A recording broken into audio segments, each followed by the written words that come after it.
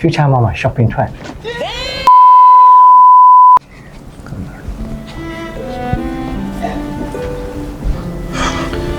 ဟုတ်တယ်မင်းငါခိုင်းထားရပြီးပြီလား ပြီးလေးပါအောင်ရှာနေကျွန်တော်လှုပ်ထားလိုက်ပါ မင်းငါခိုင်းထားတာကြားလာနေပြီမင်းအသေးကွဲတာမပြီးနိုင်သေးဘူးလားအခုထိဒီပုံစံတိုင်းဆိုတော့မဖြစ်တော့ဘူးကွာ ဂျာကြီးကလည်းစိတ်လျှော့လိုက်ပါ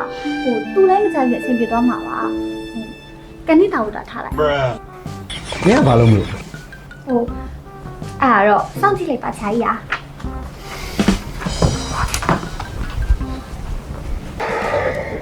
ဟုတ်တယ်နေအသေးခွေးတာမင်းတက်ချင် တက်တာချင်းတော့ပါ အဲ့ဆိုငါတို့တို့ပြပြမယ်အချိန်လည်းမကုန်ကွာ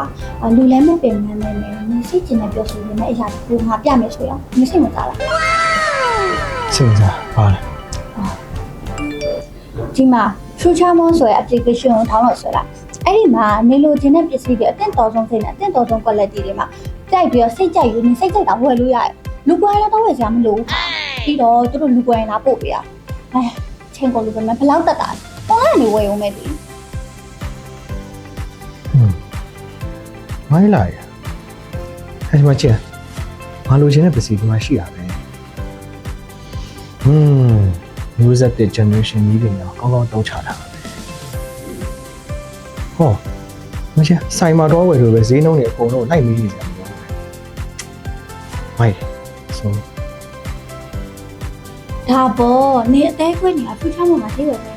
ဖြည်းဖြည်းလေးပေါ်လေး โอเค